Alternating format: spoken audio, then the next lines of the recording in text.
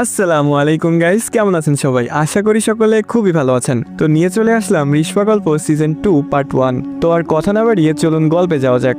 Coaching থেকে বের হয়ে সোজা হোস্টেলে রওনা দিলাম। 5 মিনিটের দূরত্ব, তাই কানে হেডফোন লাগিয়ে হেলেদুলে হাঁটতে লাগলাম। তখন প্রায় সন্ধ্যা ঘনিয়ে এসেছে। হঠাৎ মনে হলো কেউ আমাকে ফলো করছে। ঘুরে পেছনে তাকিয়ে দেখলাম একটা ছেলে কিছুটা দূরে দাঁড়িয়ে আছে। আমি পাত্তা না দিয়ে আবার হাঁটা দিলাম। ছেলেটা আবার আমার পিছু নিল। আমি থেমে গেলাম, ছেলেটাও থেমে গেল। এবার মনে একটু খটকা লাগলো। আমি কান থেকে হেডফোনটা খুলে ব্যাগে রেখে ছেলেটাকে হাতের ইশারায় ডাক দিলাম। সাথে সাথে এসে আমার দিকে এগিয়ে আসতে লাগলো। ছেলেটা আসুক, এর মাঝে আমি আমার পরিচয়টা দিয়ে দিই। আমি রিশপা, ইন্টার ফার্স্ট ইয়ারের ছাত্রী। মা মারা যাবার পর বাবা আবার বিয়ে করে। সৎ মায়ের অত্যাচারে বাসা ছাড়তে বাধ্য হই। এখন হোস্টেলে থেকে পড়াশোনা চালিয়ে যাচ্ছি। বাবা মাঝে মাঝে এসে খোঁজ খবর নিয়ে যায় আর টাকা দিয়ে যায়। জীবন নিয়ে আমার কোনো অভিযোগ নেই। আমরা চাইলেই নিজেদের ভাগ্য পরিবর্তন করতে পারবো না, তাই যা হবে তা মেনে নিয়ে সামনে এগিয়ে যাওয়াই বুদ্ধিমত্তার পরিচয়। ছেলেটা আসলো আমার কাছে। আমি জিজ্ঞেস করলাম, কি সমস্যা? আপনি কি আমাকে ফলো করছেন? ছেলেটা আমতা আমতা করে জবাব দিল, না মানে অনেকদিন ধরেই আপনাকে ফলো করছি আমি। খুব ভালো লাগে আপনাকে, কিন্তু কখনো সামনে আসার সাহস হয়নি। আজ কিভাবে যেন চলে আসলাম। প্লিজ রাগ করবেন না। খেয়াল করলাম ছেলেটা রীতিমতো কাঁপছে আর ঘামে ভিজে যাচ্ছে। বুঝলাম বেচারা খুব নার্ভাস, তাই ভাবলাম একটু মজা নেওয়া যাক ছেলেটার সাথে। দেখতে শুনতে ভালোই, তবুও একটু বাজিয়ে দেখি। আমি বললাম, এত ভয় নিয়ে প্রেম করার সাহস কিভাবে হলো আপনার? আপনি জানেন আমার সাথে 2টা ভয়ঙ্কর জিন আছে। তারা ছোটবেলা থেকেই আমার সাথে আছে। আমাকে কেউ বিরক্ত করলে তারা খুব রাগ করে। এর আগেও কয়েকটা ছেলে আমাকে প্রেমের প্রস্তাব দিয়েছিল। তার পরদিন ওই ছেলেগুলোর লাশ নদীতে ভেসে উঠেছিল। আমার সাথে জিনরা তাদের মেরে ফেলেছে। এখন আপনি যদি মরতে চান তাহলে আমি আপনার সাথে প্রেম করতে রাজি আছি। ছেলেটা একটু ঘাবড়ে গিয়ে বলল, এগুলো আপনি মজা করছেন তাই না? আমি যেন আপনাকে ফলো না করি সেই জন্য আমাকে ভয় দেখাচ্ছেন। আমি একটু রাগি রাগি ভঙ্গিতে বললাম, ওই মিয়া, আপনি কি আমার বেয়াই লাগেন? মজা করবো কেন? বললাম যে আমার সাথে প্রেম করতে হলে মরতে হবে।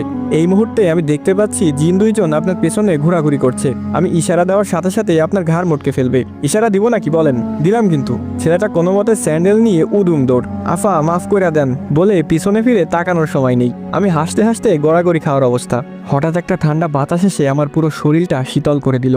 মনে হলো যেন আমার শরীরে কেউ বরফ ঢেলে দিয়েছে। এরপর যখন আমি সামনে যেতে চাইছিলাম, ঠিক তখন একটা কালো বিড়াল আমার সামনে দিয়ে খুব দ্রুত রাস্তার এপাশ থেকে ওপাশে চলে গেল।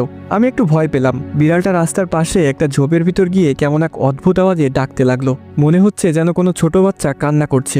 আমি যখন থেকে বুঝতে শিখেছি তখন থেকে সৎমায়ের অত্যাচার সহ্য করতে করতে একরকম পাথরের মতো হয়ে গিয়েছি। সে সবসময় আমার মৃত্যু কামনা করত। আমি মরলেই নাকি তার সংসারে সুখ শান্তি ফিরে আসবে। এসব শুনতে শুনতে আমার মনে ভয় ডর কিছুই লাগে না। আর ভূত প্রেত এসব বলতে কিছুই নেই।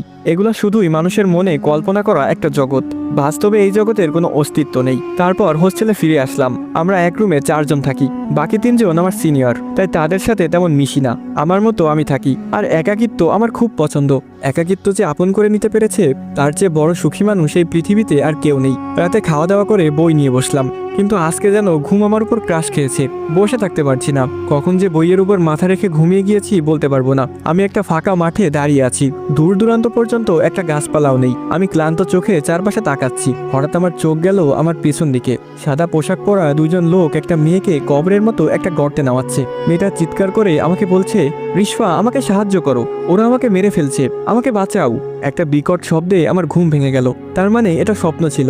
খেয়াল করলাম যে শব্দে আমার ঘুম ভেঙেছে সেটা অ্যাম্বুলেন্সের সাইরেন। তখন প্রায় ভোর হয়ে গিয়েছে। তার মানে টেবিলের উপর মাথা রেখেই সারা রাত ঘুমিয়েছিলাম আমি। অ্যাম্বুলেন্সের শব্দ যেন থামছেই না। এত বিরক্ত হলাম যে বলে বোঝাতে পারবো না।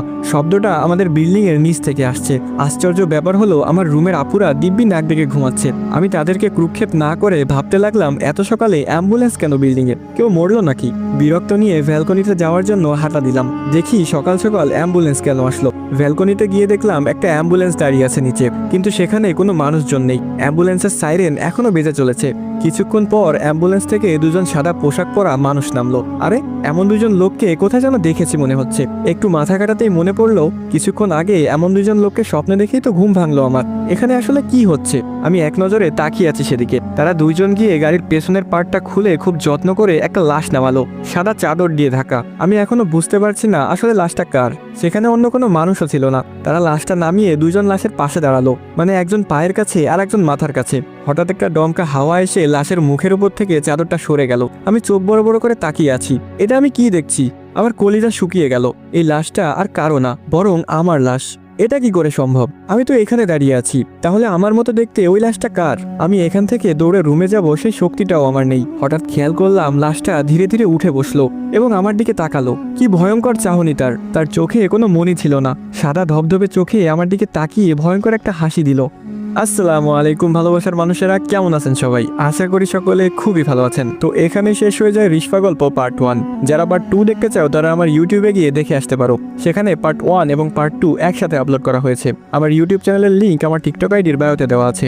তো রিশপা গল্প সিজন 1 এর সাথে মিল রেখেই রিশপা গল্প সিজন 2 করা হয়েছে। তাই যারা সিজন 1 দেখেননি তাদের সিজন 2 বুঝতে অনেক সমস্যা হবে। তাই আপনাদের কাছে অনুরোধ থাকবে আপনারা অবশ্যই সিজন 1টা দেখে নেবেন। সিজন 1 আমার আইডির ভিতরে গেলেই পেয়ে যাবেন। আর গাইস, সিজন 2 আনার কোনো ইচ্ছাই আমার ছিল না, কিন্তু তোমরা কমেন্ট বক্সে রীতিমতো আমাকে থ্রেড দিয়েছো। এক প্রকার ভয় পেয়েই আমি সিজন 2 আনছি। জোকস অ্যাপার্ট গাইস, আসলে তোমাদের ভালোবাসাই আমি শিখতো। এত অল্প সময়ে তোমরা যে এত ভালোবাসা দিবে আমাকে, এটা আমি ভাবতেই পারিনি। তোমাদের কাছে আমি কিছুই চাই না, শুধু এভাবেই ভালোবেসে যেও। আমরা একসাথে বিশ্ব জয় করবো ইনশাআল্লাহ। আর গাইস, তোমাদের প্রতিটা লাইক এবং কমেন্ট কিন্তু আমাকে পরবর্তী ভিডিও বানাতে উৎসাহিত করে। তো লাইক এবং কমেন্ট কিন্তু মাস্ট করতে হবে। তো আজকের মতো এ পর্যন্তই। ভালো থাকবেন, সুস্থ থাকবেন। আল্লাহ হাফিজ গাইস।